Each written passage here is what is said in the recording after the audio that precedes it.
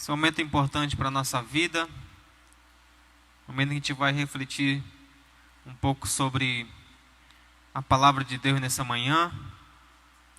E você que está aí na sua casa, nos ouvindo, peço que você abra a sua Bíblia Sagrada no livro de Êxodo, capítulo 33. O tema da nossa mensagem de hoje é a presença de Deus, a maior necessidade da igreja. A presença de Deus, a maior necessidade da igreja. Vamos ler os primeiros versículos do capítulo 33 de Êxodo. Diz assim: o Senhor disse a Moisés: sai deste lugar, tu e o povo que tiraste da terra do Egito, e vai para a terra a respeito da qual jurei a Abraão, a Isaque e a Jacó, dizendo: eu a darei à tua descendência. Versículo 2: enviarei um anjo à tua frente, e expulsarei os cananeus, os amorreus, os heteus, os perrezeus, os heveus e os jebuseus. Vai para uma terra que dá leite e mel, mas não irei no meio de ti, para que eu não te destrua no caminho, porque és um povo muito obstinado. Amém? Deixa a sua Bíblia aberta no livro de Êxodo, capítulo 33. Nós vamos refletir do versículo 1 ao versículo 23. A presença de Deus, a maior necessidade da igreja. Esse é o nosso tema. A presença de Deus, a maior necessidade da igreja. A maior necessidade da igreja não é das bênçãos de Deus, é de Deus. O Deus das bênçãos é melhor que as bênçãos de Deus. Hoje o homem trocou Deus pelas dádivas de Deus. As pessoas querem a salvação e não o Salvador. Querem os dons e não o doador. Querem as coisas e não Deus. No passado, a presença de Deus era a coisa mais importante que o povo de Deus buscava. Deus apareceu para Moisés no deserto, numa sarça. A glória de Deus se manifestou a Moisés. Moisés caiu com o rosto em terra. A presença de Deus se revelou-se poderosamente no Egito e quebrou o poder dos deuses e o orgulho de Faraó. A nuvem era o símbolo da presença de Deus no deserto. A presença de Deus dava direção durante a noite e durante o dia para o povo no deserto. Mas houve um dia em que a presença de Deus foi embora do meio do arraial. Eu poderia colocar o tema dessa reflexão nessa manhã como uma palavra que a gente encontra no livro de 1 Samuel, que tem como ela é citada como Icabode ou Icabô. O significado dela é: foi-se a glória de Deus. Ou seja, Deus se retirou do meio do povo. Deus não age mais em favor do povo. Eu poderia ter colocado o tema dessa reflexão como Icabode ou Icabô. Então, mas houve um dia que a presença de Deus foi-se embora no meio do arraial de Israel. O povo pecou e o pecado faz separação entre nós e o nosso Deus. A maior tragédia do pecado é afastar nós da presença de Deus. É afastar nós da presença de Deus. Deus disse para Josué que não iria ou para Moisés que não iria mais com o povo enquanto houvesse pecado no meio do arraial. Quando os filhos de Eli pecaram contra Deus, a arca, símbolo da presença de Deus, foi roubada e a glória de Israel, ou seja, a presença de Deus se apartou do meio do povo. No tempo de Ezequiel, a glória de Deus se afastou da cidade, do templo, do monte, e o povo foi levado para o cativo. Então isso é algumas pistas para a gente entender de como é tão importante que a igreja, que somos nós, venhamos a suplicar, a anseiar, a gritar, a pedir que Deus se faça presente no nosso meio, que Deus continue agindo, que Deus não se afaste do nosso meio. Como é importante que a gente, mesmo pecando, a gente venha se arrepender dos nossos pecados, para que a nossa comunhão para com Deus não seja interrompida. Então, primeiro ponto que precisamos entender nesse texto é a suprema importância da presença de Deus na igreja. A suprema importância da presença de Deus na igreja. A igreja necessita desesperadamente da presença de Deus. Nossas vidas serão vazias, nossos cultos serão sem vida, nossas músicas serão sem unção e nossas mensagens serão mortas se Deus não estiver presente no nosso meio. Vou repetir novamente aqui. Nossas vidas serão vazias, nossos cultos serão sem vida, nossas músicas serão sem unção e nossas mensagens serão mortas se Deus não estiver presente no meio da igreja. Muitas vezes confundimos a onipresença de Deus com a presença manifesta de Deus. Deus está em todos os lugares, mas não está em toda parte com a sua presença manifesta. Muitas vezes nós falamos para as pessoas que Deus está entre nós. Vou repetir novamente aqui. Muitas vezes nós falamos para as pessoas que Deus está entre nós. Elas olham para nós, elas olham para as igrejas, elas veem que não existe Deus. Então elas chegam à conclusão que fazemos uma propaganda enganosa. Dizemos que tem pão na casa do pão, mas só temos fornos frios, prateleiras vazias e receita de pão. Dizemos para as pessoas, tem pão na casa do pão, mas quando as pessoas vêm até nós, elas só encontram fornos frios, prateleiras vazias e receita de pão. Então, a suprema importância da presença de Deus no meio da igreja.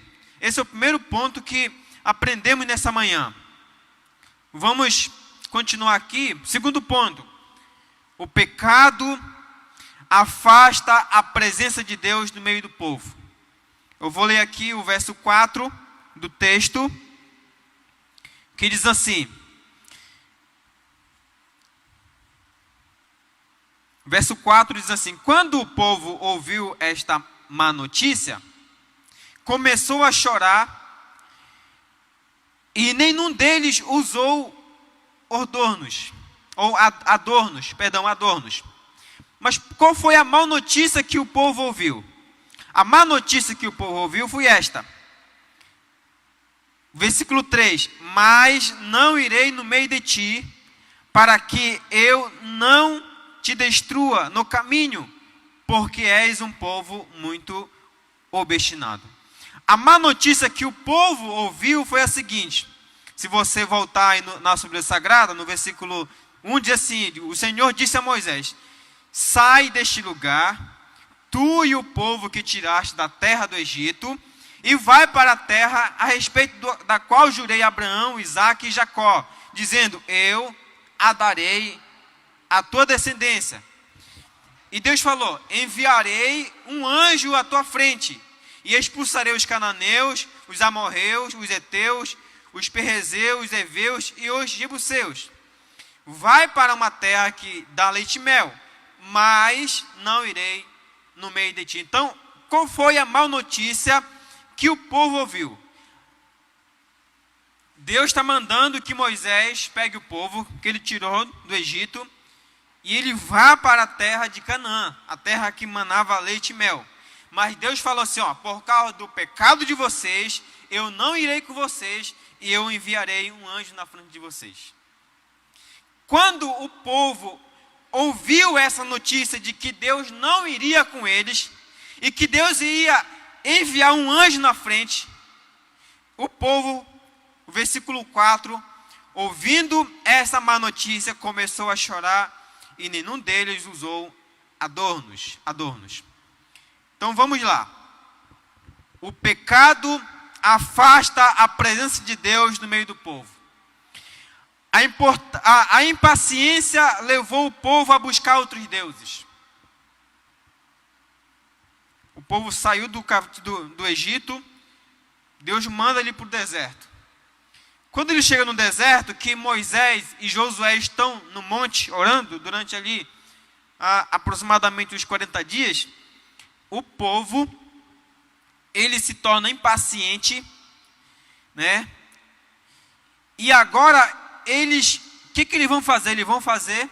Vão pegar as suas joias, o tesouro que eles trouxeram do Egito, e agora eles vão pressionar que Arão, que era a pessoa responsável, que era o sumo sacerdote, a pessoa responsável que estava embaixo dali com o povo, o qual Moisés deixou responsável pelo povo, a pressionaram ele a criar um bezerro de ouro.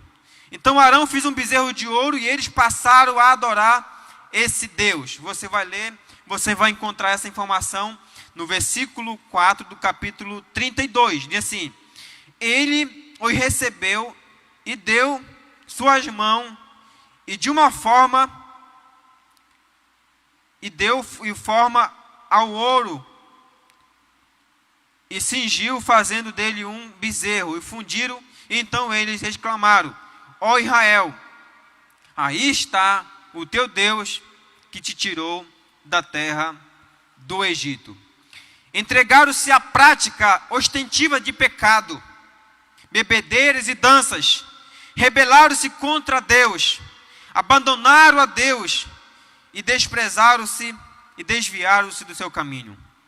Por terem abandonado a Deus e se curvado diante de um ídolo, imediatamente sucumbiram-se na decadência moral. Arão cede à pressão do povo para se desviar, como você vai encontrar no versículo 22, 23 do capítulo 32, e depois de usar uma reconciliação descabida. Então, qual foi o motivo de Deus se afastar no meio do povo? Foi que o povo pegou as suas joias, pegou os seus tesouros e criaram um bezerro de ouro e começaram a adorar esse bezerro de ouro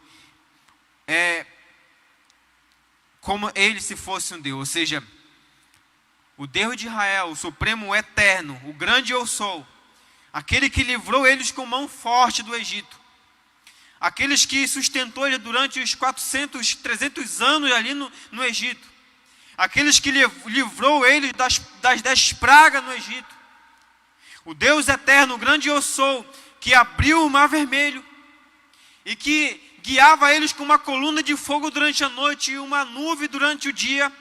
Esse Deus é traído. Ele é traído, o povo trai Deus. O povo desobedece a Deus, o povo peca, então Deus se afasta no meio do povo. Então o pecado afasta a presença de Deus no meio do povo, porque o povo agora começa a adorar um bezerro de ouro. O pecado provoca a ira de Deus contra o seu próprio povo. Moisés disse, quem é do Senhor, venha a mim. Você vai encontrar no versículo 26 do capítulo 32. aos que andam com Deus e os que andam segundo os seus próprios corações. Deus intentou destruir o seu povo e começar uma nova geração, mas Moisés intercedeu pelo povo e Deus o poupou. Mas Deus disse: eu não irei convosco. Quando o povo pecou contra o Senhor, quando o povo se rebelou contra Deus, Deus falou assim: olha, Moisés disse assim, então Senhor, risca meu nome do livro da vida. E aí Moisés intercede pelo povo. E Deus, ele ouve a oração de Moisés. Mas Deus falou assim: olha, eu não vou destruir o povo, mas eu não irei mais com vocês. Eu não irei mais com vocês. Vocês vão para a terra de Canaã. Eu vou mandar um anjo para ir na frente de vocês. Ele vai derrotar os inimigos de vocês lá na terra de Canaã. Mas eu não irei mais com vocês. Deus falou assim, ó: mas não irei irei no meio de ti, para que eu não destrua no caminho, porque és um povo muito obstinado, ou seja, um povo rebelde. Vocês são um povo rebelde. Então o pecado provoca a ira de Deus. Essa é a maior tragédia que pode acontecer ao povo de Deus. É Deus se afastar do meio da igreja, é Deus se afastar do meio do povo. Se Deus é por nós, quem será contra nós? Mas e se Deus não for? E se Deus não for conosco? E se Deus não tiver a nosso favor? Quem seremos nós? O que será de nós? O que será da igreja?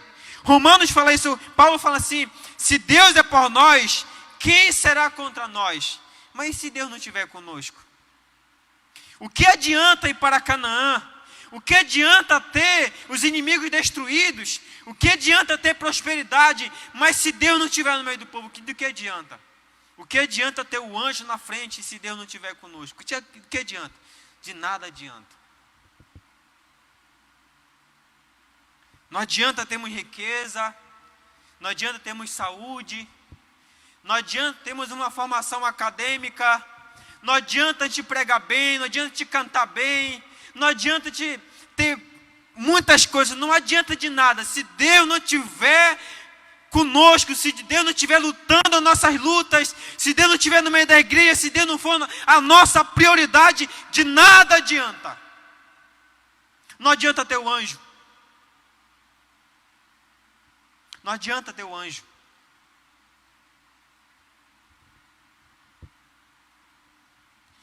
Não adianta Deus poupar a gente da morte, como Ele poupou aqui o povo de Israel. Disse Moisés: eu não matarei o povo, porque eu ouvi tuas orações, mas eu não irei com vocês, de nada adianta. Muitas das vezes nós batemos no nosso peito e assim, assim como a igreja de Laodiceia, nós não precisamos de Deus, nós somos abastados, temos riqueza. Mas se Deus não estiver conosco, tudo é em vão, todo o nosso esforço é em vão.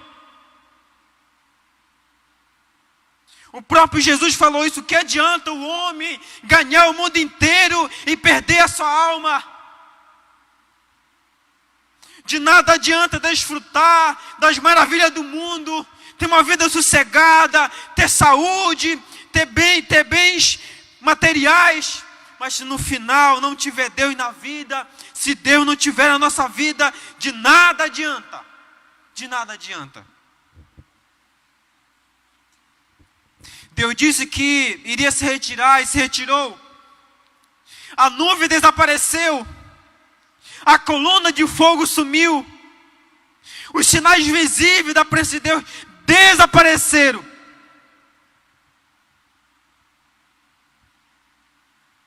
A igreja, muitas das vezes, está fraca, e seus membros estão caindo, nos mesmos pecados do mundo, porque não vive na presença de Deus. Ama o mundo, porque não consegue mais encontrar satisfação em Deus. Tem prazer nos banquetes do mundo, mas não tem fome de Deus. Conhece a respeito de Deus, mas não a Deus. Mas não a Deus.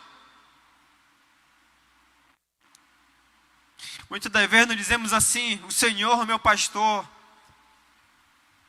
e nada me faltará. Mas será que realmente o Senhor é seu pastor? Porque o próprio Jesus também, em João 10, diz que as ovelhas ouvem a voz do seu pastor. Elas seguem o seu pastor. Será que a igreja está ouvindo a voz do seu supremo pastor?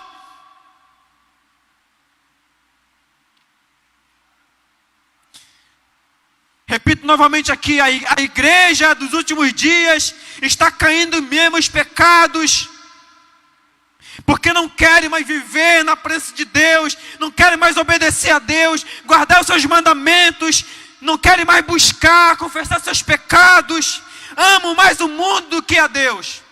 Tem prazer nas coisas do mundo, mas não tem prazer em orar, em jejuar, em ler a palavra, em confessar seus pecados, em amar o próximo. Conhece a respeito de Deus, conhece, ouve falar sobre Deus, mas não conhece Deus. Mas não conhece Deus, porque quando conhecemos a Deus, nós ouvimos a sua voz, nós seguimos os seus passos, a nossa fé não é abalada, nós confiamos nele apesar das tribulações, apesar de as pessoas dizerem que vão nos matar, mas nós continuamos com a nossa fé firme em Jesus Cristo, o nosso Senhor. Nós não queremos o anjo, nós queremos a presença de Deus. Mas quando cometemos pecado e não confessamos os nossos pecados, a nossa comunhão para com Deus é interrompida. Terceiro ponto, a necessidade de diagnosticar a causa do afastamento da presença de Deus. Se já comentei aqui, vou repetir novamente. Os filhos de Israel se arrependeram, o versículo 4.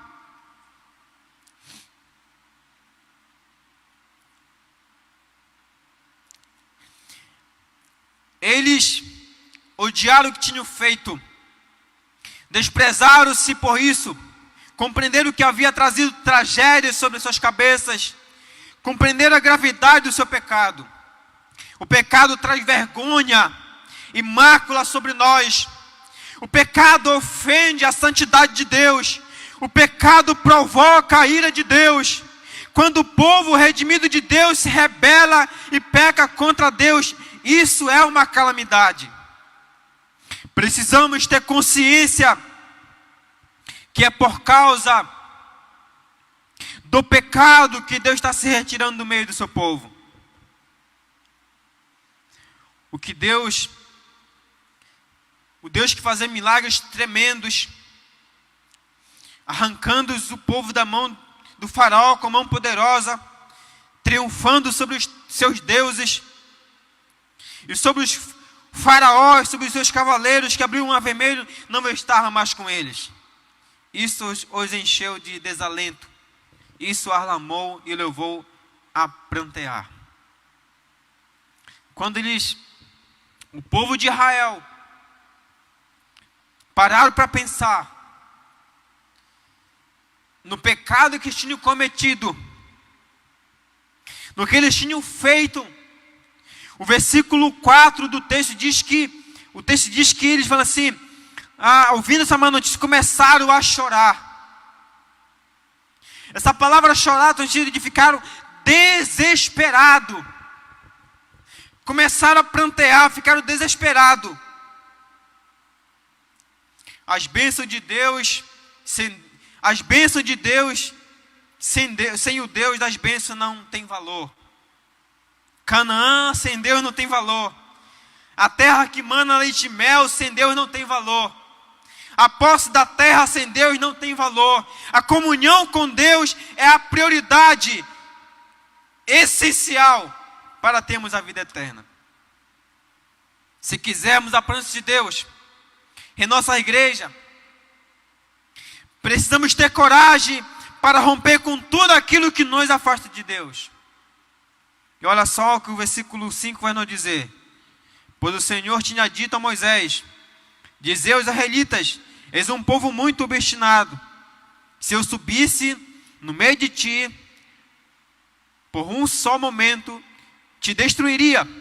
Portanto, tira agora os teus adornos, para que eu decida o que farei a ti. O que farei a ti. Isso aqui é muito duro.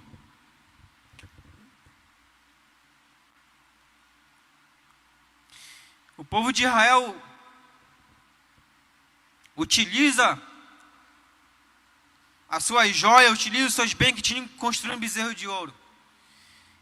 Então agora Deus ele vem assim, olha, retira. E eu vou decidir o que farei com vocês. Eu vou decidir se realmente eu vou com vocês. Então eu repito novamente que se quisermos a presença de Deus na nossa vida, precisamos ter coragem de romper com tudo aquilo que nos afasta de Deus. Precisamos ter coragem de dizer não para o pecado. Precisamos romper com os relacionamentos do mundo. Precisamos romper com aquilo que nos afasta de Deus. Assim como Deus pediu para o povo de Israel, para eles se livrarem daqueles adornos. Deus disse, despoje-se deles. E eles o fizeram. Se quiser a presença de Deus, precisamos nos despojar de coisas que ofendem a santidade de Deus. Deus disse para Jacó, tira as roupas contaminadas, lave as mãos sujas e jogue fora os ídolos.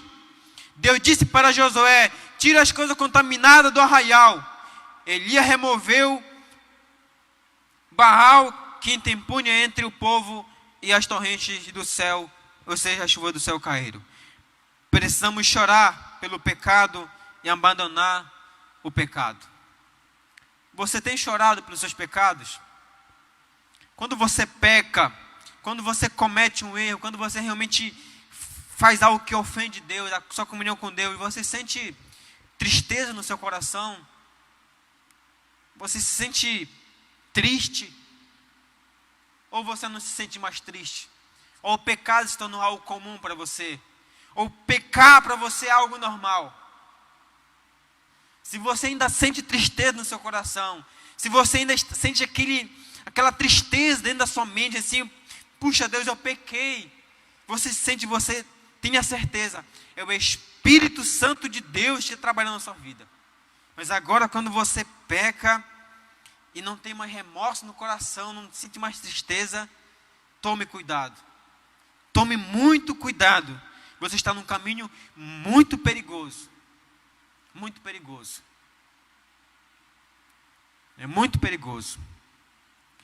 Então, esse é o terceiro ponto. A necessidade de diagnosticar a causa do afastamento da presença de Deus. Você tem que parar para pensar hoje na sua vida, o que tem causado o afastamento de Deus da sua vida, do meio da sua igreja. O que tem causado? Quais são os pecados que você tem cometido que tem causado o afastamento de Deus da sua vida? O quarto ponto, nada pode substituir a presença de Deus no meio da igreja. Nada pode substituir a presença de Deus no meio da igreja. O versículo 2 do capítulo 33 diz assim: enviarei um anjo à frente e expulsarei os cananeus. Deus prometeu ao povo enviar o seu anjo. É uma coisa maravilhosa a gente ter o anjo do Senhor acampado ao nosso redor. Muitas das vezes nós até oramos assim: Senhor, envia os teus anjos para acampar ao redor da nossa igreja, da nossa casa, para nos proteger. É uma coisa maravilhosa de ter o anjo do Senhor. Eles são ministros de Deus em favor do seu povo. Mas Moisés queria Deus. Ele não queria apenas o anjo, mas queria Deus. Não há substituto para a presença de Deus no meio do povo. Moisés não queria somente o anjo. Moisés queria Deus. Moisés queria Deus. Tem muita gente hoje que está muito contente somente com a presença do anjo. Isso é muito perigoso. Quero te desafiar aqui nessa manhã que você não fique contente somente com a presença do anjo, mas que você tenha disposição de dizer assim: não, eu quero Deus na minha vida. Eu quero que o Senhor seja o protetor da minha casa, o protetor da cidade. É em vão montar sentinela, é em vão montar guarda, se o Senhor não for o guarda da cidade. É em vão. O Senhor precisa ir conosco. Precisamos tomar exemplo de Enoque. Precisamos andar com Deus. Precisamos tomar exemplo de Davi.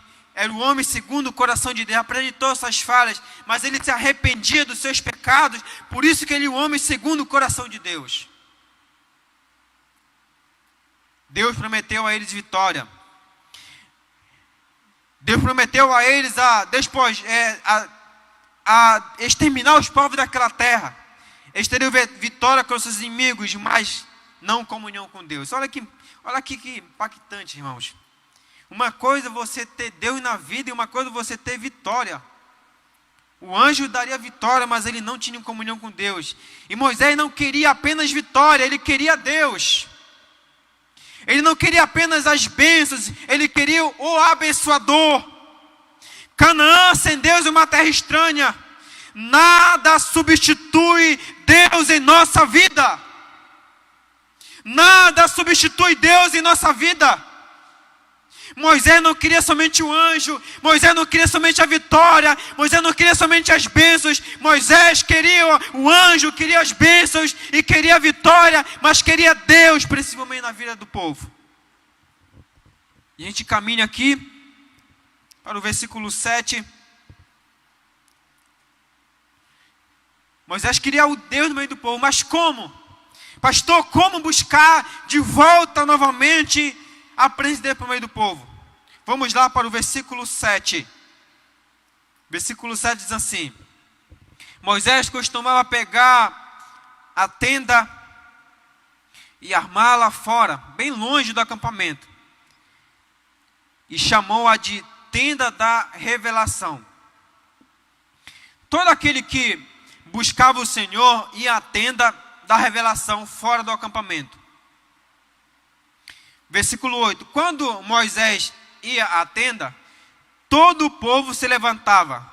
Cada um ficava em pé na entrada da sua tenda e contemplava Moisés pelas costas até que ele entrasse na tenda. Moisés sente o fardo e se retira para orar. Olha só a postura desse líder. Você que é líder da sua casa, você que é pai, você que é mãe. Tome, por exemplo, essa atitude de Moisés. Você que é líder de um pequeno grupo, de uma base, de uma base missionária, você que é líder de uma igreja, você que é líder de um ministério. Nós sofremos porque, olha só o que Moisés faz. Moisés sentiu o fardo e se retira para orar. A restauração da igreja começa quando os líderes sentem sobre si o fardo da oração. A restauração da igreja começa quando alguém rompe o estado de sono e começa a buscar Deus em oração. Foi assim na história. Sempre que o homem, um grupo de pessoas congregadas, a oração, começou a buscar Deus e fervorosamente houve restauração. Sem oração, a igreja não tem poder. Sem oração, os corações não se derretem. Então Moisés, como um líder, ele se retirou do meio do arraial, foi para a sua tenda e começou a buscar, a clamar, a interceder pelo povo, para que Deus voltasse novamente para estar no meio do povo.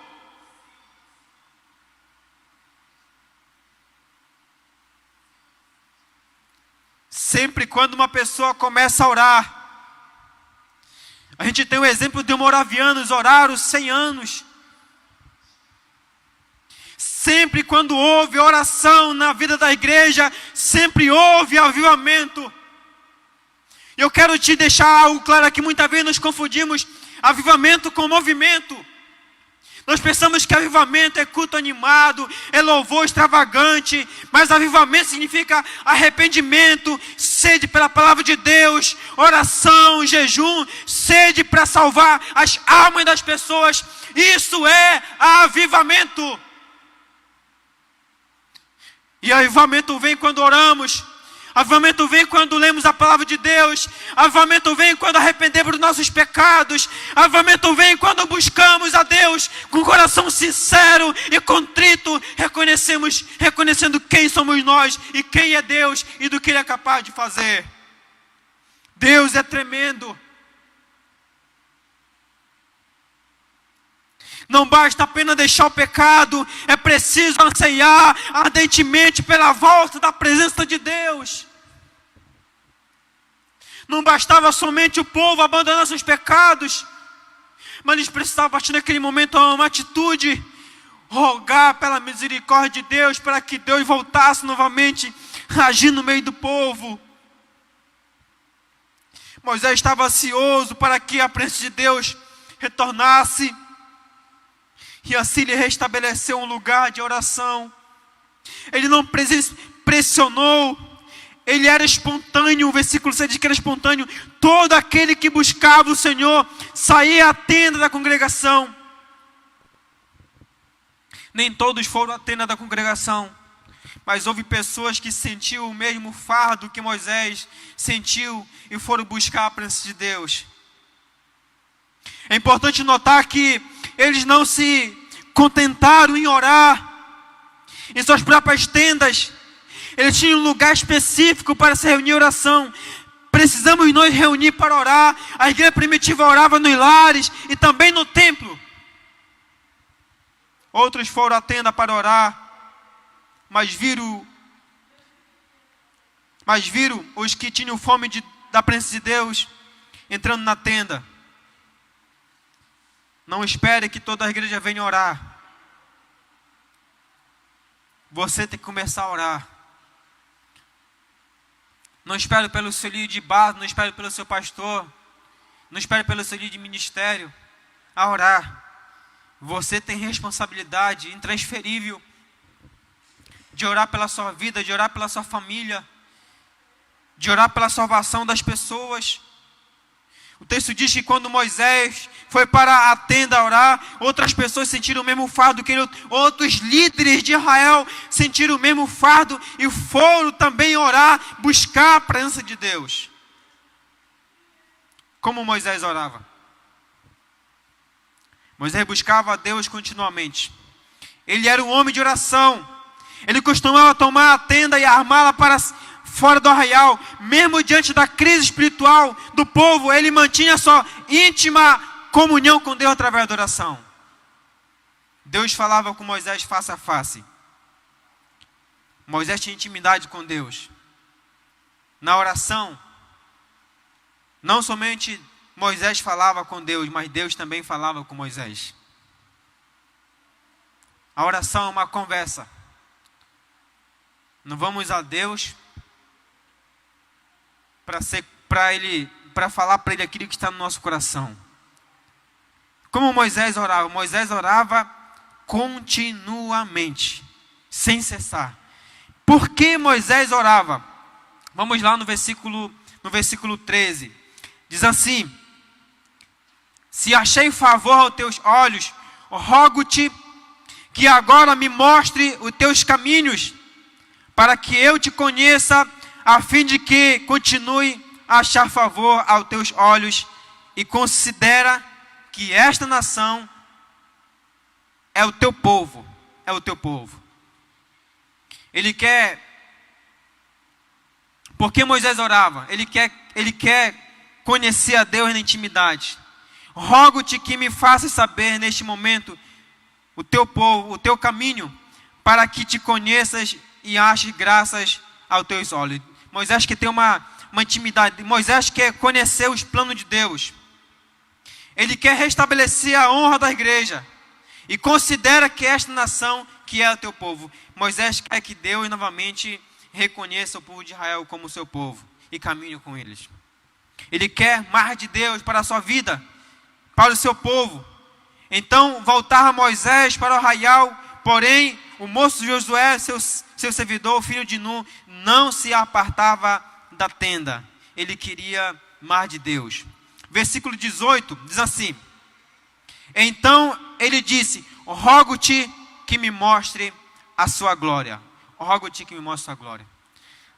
Quando a gente vem para o Novo Testamento, o pastor Hernandes Dias Lopes, ele fala que a palavra glória, quando ele diz assim, nós vimos a tua glória como do unigênito, ele fala que a palavra glória não é um atributo de Deus, mas sim, ou seja, a manifestação do próprio Deus, ou seja, é o próprio Deus manifestado na sua plenitude.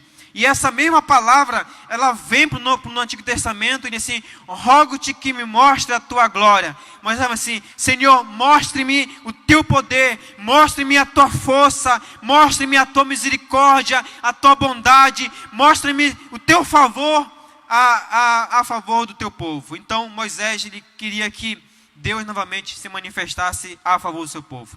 Quando Moisés se separou para buscar a Deus, o povo também foi buscar a Deus. A nuvem da presença de Deus veio sobre a tenda da congregação. Quero que você leia aí na sua Bíblia, a gente está terminando aqui. No versículo 9 diz assim: e quando Moisés entrava na tenda, a coluna de nuvem descia e ficava à entrada da tenda. E o Senhor falava com Moisés. E o Senhor falava com Moisés. Olha só que importante, irmão.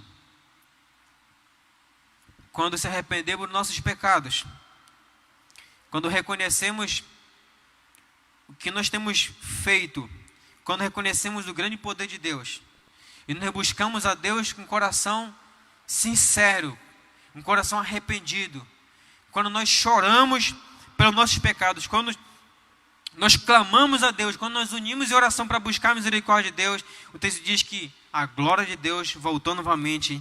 E Deus, ou seja, Moisés falava com Deus face a face. Não estou dizendo aqui que Moisés via face a face de Deus, porque a gente vai cair numa contradição aqui, que a Bíblia fala que se um pecador olhar para a face de Deus, ele morrerá. A ideia aqui é que Deus falava com Moisés. A nuvem vinha, e quando a nuvem vinha, Deus falava com Moisés. Por isso que ele fala face a face. Não, isso não quer dizer que Moisés está vendo a face de Deus, porque se ele visse a face de Deus, ele morreria. A expressão é no sentido da comunicação, do diálogo que Moisés está tendo com Deus, porque ele está ali num processo de oração. Então, quando vamos em oração, Deus fala conosco e nós falamos com Deus, e a nossa comunhão com Ele é restabelecida. Quando a presença de Deus veio sobre a tenda, o povo começou a adorar a Deus nas suas tendas. Olha que impressionante, versículo 10. E todo o povo via a coluna de nuvem que estava à entrada da tenda, e todo o povo levantando-se adorava, e cada um na entrada da sua tenda. Quando Deus se manifestou para falar com Moisés, o povo reconheceu que era Deus. Então o povo adorava a Deus. Adorava a Deus. O povo adorava a Deus. A oração muda as coisas. Deus havia dito que a sua presença não iria com o povo. Eu afirmei isso no versículo 2, versículo 3. Mas quando o povo se arrependeu e orou e buscou a Deus, Deus disse: a minha presença irá contigo e eu te darei descanso. Versículo 14. Versículo 14 assim: e o Senhor respondeu-lhe: eu mesmo irei contigo e te darei descanso. A oração muda as coisas. Quando arrependemos dos pecados, as coisas mudam. Então, o próprio Senhor diz assim: eu irei com você, Moisés. Eu irei com o povo, porque eu vejo que o povo se arrependeu. Então, nós concluímos aqui. O sinal da presença de Deus, que tinha ido embora, voltou. A igreja é restaurada quando há uma manifestação da presença de Deus em seu meio. Há uma nova vitalidade. A adoração torna-se viva. As orações se tornam fervorosas. Quando a coluna de nuvem cobre a tenda, os corações se dobram e adoram a Deus nos seus lares. Então, é isso que nós